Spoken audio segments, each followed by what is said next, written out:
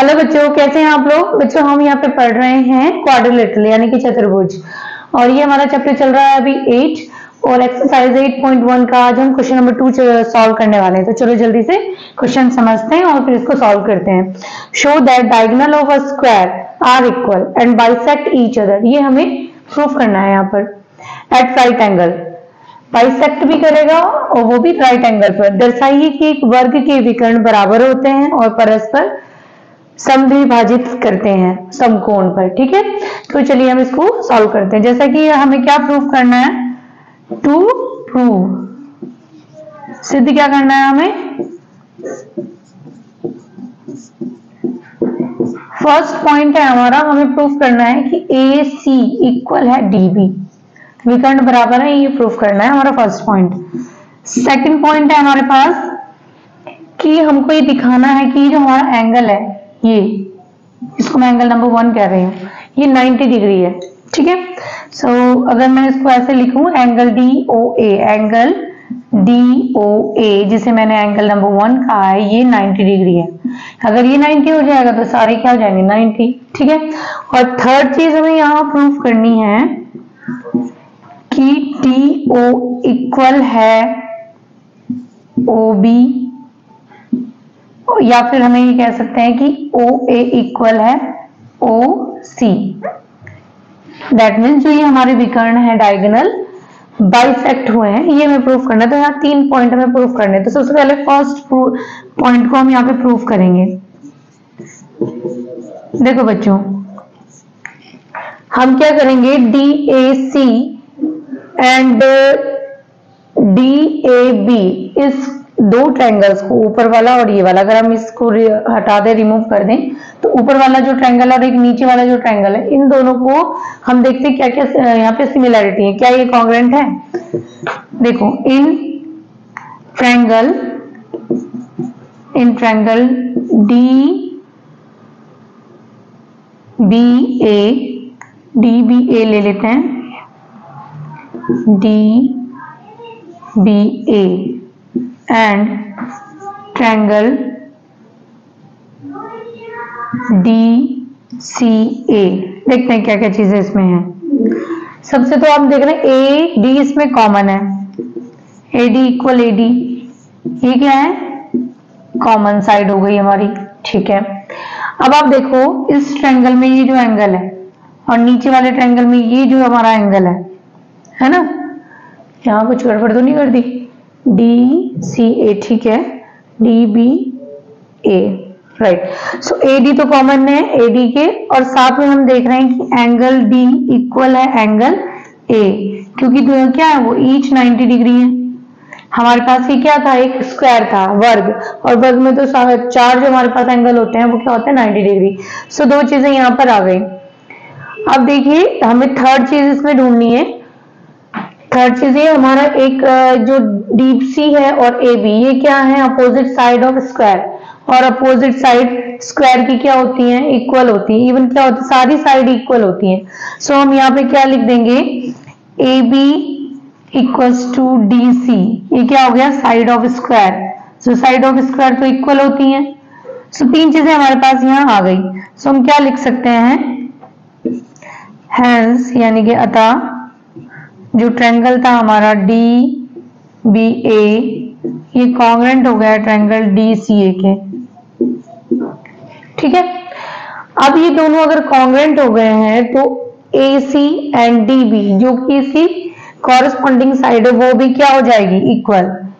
ये अगर कॉन्ग्रुएंट आ गया है बाय, देखिए हमने क्या किया था, इसको लिया था side S A S by S A S, यानी एस ए एस के द्वारा ये दोनों ट्रायंगल हो गए हैं हमारे congruent. So we can see that A C equal हो जाएगा डी बी। तो ये हमारा फर्स्ट पॉइंट था, यहाँ पर ये हो गया है प्रूव।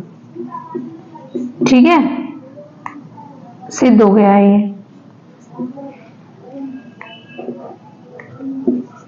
अब हम देखते हैं हमारा सेकंड पॉइंट। फर्स्ट पॉइंट हमने सबसे पहले यहाँ प्रूव किया, सेकंड में हमें ये दिखाना है कि जो हमारा ये एंगल है ये 90 डिग्री है। अब आप देखो, हम जानते हैं कि ये angle D plus angle A क्या है, एडजेसेंट एंगल है इस स्क्वायर के यानी वर्ग के साथ लगते हुए एंगल है ना। आसन कहते हैं इसे शुद्ध हिंदी में ना, आसन कोण है ये। आसन कोण क्या होते हैं, 180 डिग्री होता है उसका सम। अगर वो एक वर्ग हो या फिर पैरेललोग्राम हो या फिर एक आयत यानी कि रेक्टेंगल हो। सो ये एक वर्ग है यानी स्क्वायर, और स्क्वायर के जो आपके ये एंगल होते हैं जिसको हम एडजेसेंट एंगल कहते हैं, इनका सम होता है 180। अब हम इसका कर देते हैं half. So half of angle D plus half of angle A, half of angle A is equal to हो जाएगा 90। 90 हो गया इसका। ये हो गई हमारी इक्वेशन नंबर फर्स्ट। अब इसका यूज हम करेंगे यहाँ पे। अब हम चलते हैं इन ट्रायंगल यानी त्रिभुज कौन सा हमारा, in triangle A D O. अब इस ट्रायंगल में देखो क्या होगा, इस एंगल को ले लेते हैं एंगल 2 जो अंदर बना है, और ये वाला एंगल है हमारा एंगल 3। अब देखो क्या हो जाएगा, angle number 1 plus angle number 2 plus angle number 3, ये तीनों एंगल का सम 180। ठीक है ना, क्योंकि एक ट्रायंगल के तीनों एंगल कितना होता है, 180 होता है इसका सम। अब एंगल 1 कौन सा है ये तो हमें फाइंड करना है। 2 हमारा कौन सा है, half of angle D, half of angle D. और एंगल 3 क्या है, हाफ ऑफ एंगल ए, और ये आ गया हमारा 80, 180 है ना। अब ये देखो हमारा जो ये इतना पार्ट है, ये तो अभी हमने इक्वेशन नंबर 1 में प्रूव किया है कि 90 डिग्री है।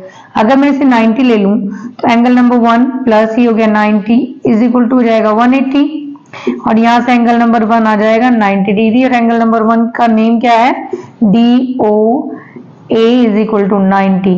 सो डी ओ ए 90 हो गया है। So we have to prove, हमने प्रूव कर दिया है कि जो डायगोनल है they will bisect at 90 degree.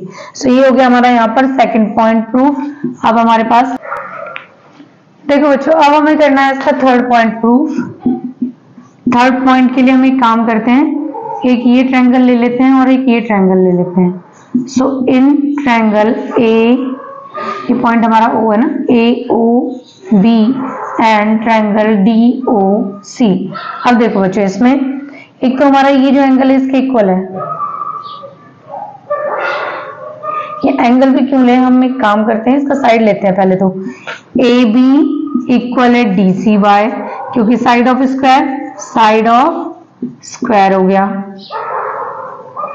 ठीक है, अब आप देखो जो हमारा ये एंगल है इसको लेते हैं एंगल 4, और ये एंगल क्या है, एंगल नंबर 5। ये दोनों अल्टरनेट एंगल है। देखो ये इसके पैरेलल और ये ट्रांसवर्सल है ना। सो एंगल 4 इक्वल होगा एंगल 5 के, क्योंकि कौन सा एंगल है ये, अल्टरनेट एंगल है, ये अल्टरनेट कोण हो गया हमारा। ठीक है, और यहाँ पर ये देखो ये जो एंगल नंबर 6 बनेगा यहाँ पर, ये इसके इक्वल है क्योंकि ये भी अल्टरनेट है। एंगल 6 इक्वल हो गया एंगल 7, ये भी सेम रीजन है हमारे पास, अल्टरनेट एंगल है। ठीक है ना। अब आप देख रहे हो तो हमारे पास क्या आ गया, angle side angle, angle side angle. So angle side angle से दोनों ट्रायंगल हो गए congruent. Triangle A O B congruent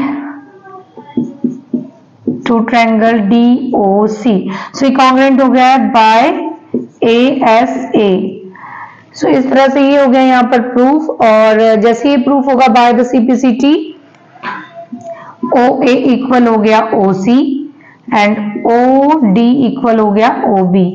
ठीक है, ये भी बाय सीपीसीटी और ये भी बाय सीपीसीटी प्रूफ हो गया है। और इस तरह से हमने अपना थर्ड पॉइंट भी यहाँ पर प्रूफ कर दिया।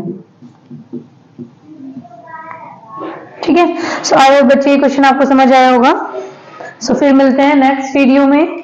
अभी के लिए बच्चों बाय बाय, टेक केयर।